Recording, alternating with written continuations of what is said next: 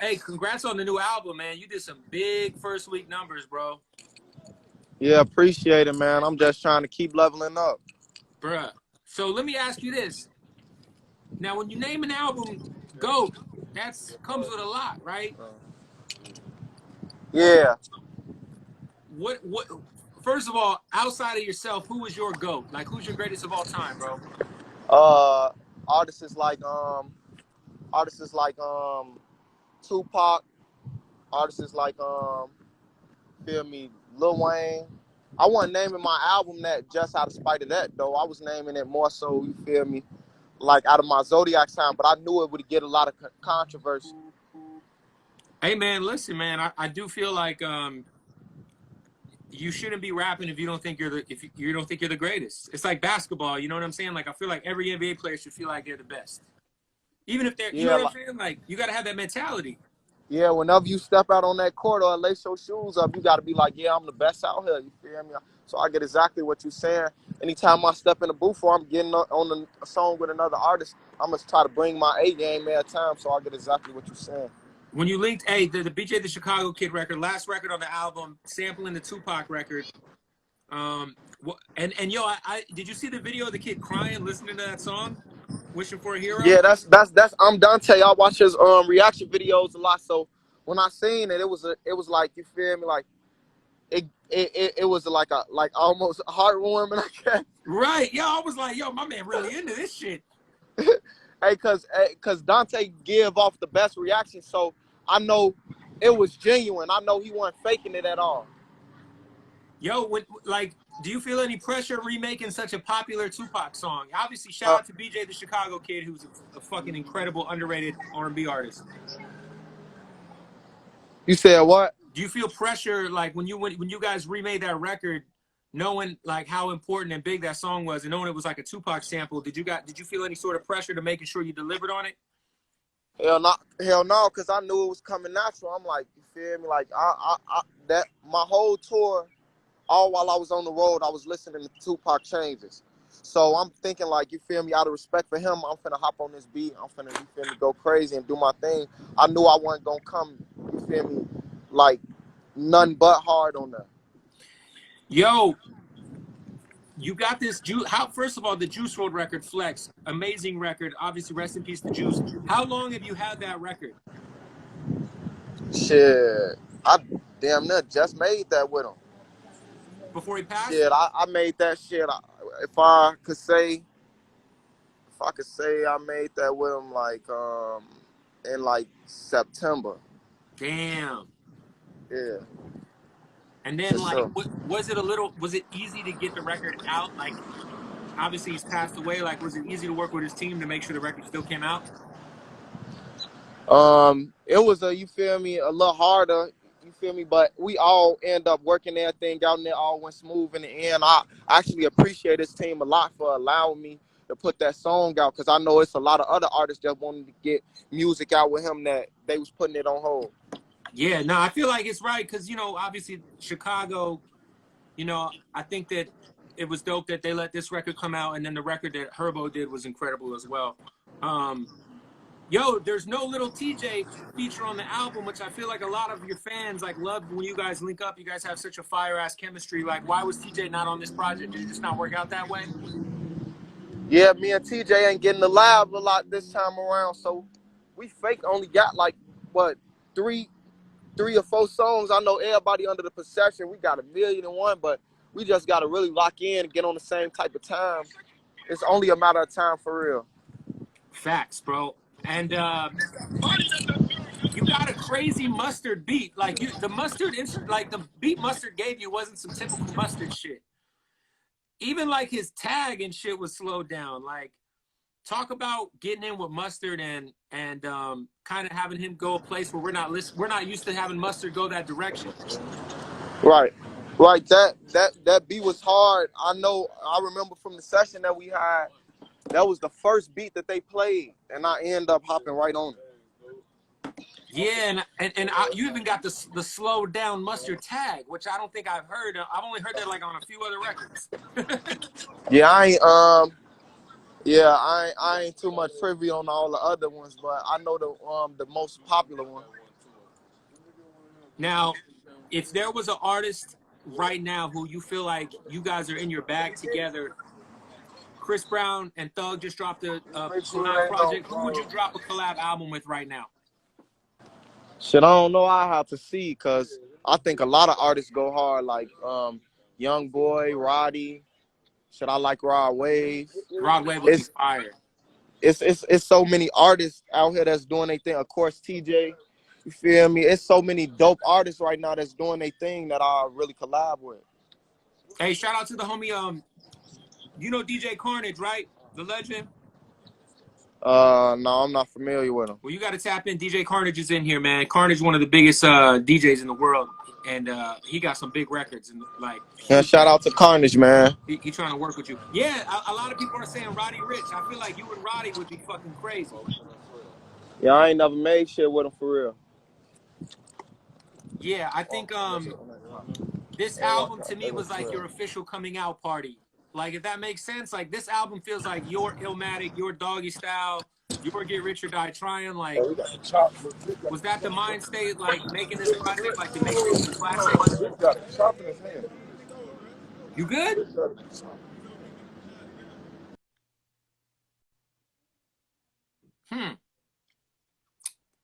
Looks like there might be some shit going on over there, man.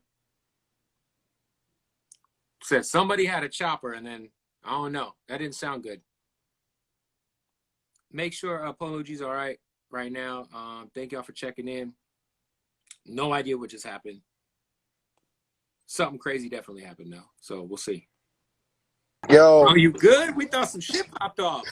Hey, no, I don't know how the fuck they get out in the fucking, hey, nigga hop out with a top on the side. That's what I'm saying. I'm trying to sidestep and, you feel me?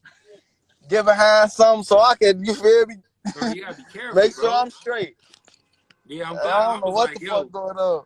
That's the last thing we heard was, yo, he's got a chopper, and then your shit froze. I don't know why they even hop out, cause we the whole time in the interview, if you ain't peeping me, I'm watching the car, they moving funny as hell. So he hopped out with the chopper. I'm like, what the fuck? Hold on, let me feel me like, but the motherfucker good though. They want no shit, but yeah, man.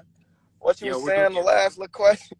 No, I was saying like, you know, I feel like this album is like I know you're young, but like if you think back to like Nas's Illmatic or 50 Cent Get Rich or Die Trying, like I feel like this is that for you. Like this is your coming out party. You know what I'm saying? Like all your fans saying this is your best body of work, the best music you've ever released. Was that the goal with this project? Like to make sure this was a classic album? Like, yeah, shit. Like I was just putting myself in a mindset that I wanted it to be versatile.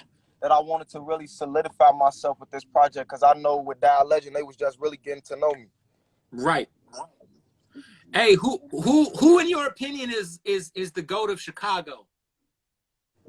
Shit, everybody who came out and did their thing to make it out Chicago is a remarkable thing. We really got a lot going on in the city. It's a lot of people, men from these neighborhoods that made it out Chicago, and it's probably about 20 casualties that they can count. You feel me? Probably about 30 between them. That they can say that, like, you feel me, something happened, you feel me, so much happened in they area and they end up making it out of that shit. That's legendary. I always wonder because I always feel like with Chicago, I feel like Juice WRLD kind of started to blur that line, but you know, over the last 10 years, I feel like there was always like two sides to Chicago. There was like guys like Chance the Rapper, Vic Mensa, if you go back further, Common and Kanye, and then there was on the other side Chief Keef, you know, Dirk, and then even like back then it was like Do or Die and Twista. Like what is the? I guess is it a neighborhood thing? Like why is there like it always feels like sonically there's two sides to Chicago when it comes to hip hop music strictly? Yeah, because I feel like it's always a few different upbringings where you got your people who just strictly in the hood, so they got the hood stories to tell about. So then you got the people who, like, you feel me, come from more of like more art-based upbringing as far as they musical influences, so they produce a different sound. When you were coming up, were you like aware of guys like Do or Die and like Crucial Conflict and Twista and that whole like era of Chicago hip hop, or was that like a little before your era? I'm hip to him. My pop a big hip hop head, so he be letting me know about everything that's going on or anybody before me that I'm not privy to. 100%, man. And with this project, I think like you have separated yourself from a lot of your peers, if that makes sense. Not only quality wise, but also those first week numbers. A lot of people who are your peers can't even like touch what you just did with this project numbers wise. Like, do you feel that way as well? Like this is a project that's separating you from the pack, kind of? Shit, I mean, in a way, I feel like it is. I feel like you feel me, but really beforehand, I feel like I was capturing my own sound that was really separating me from people. But I feel like with me just being way more versatile and having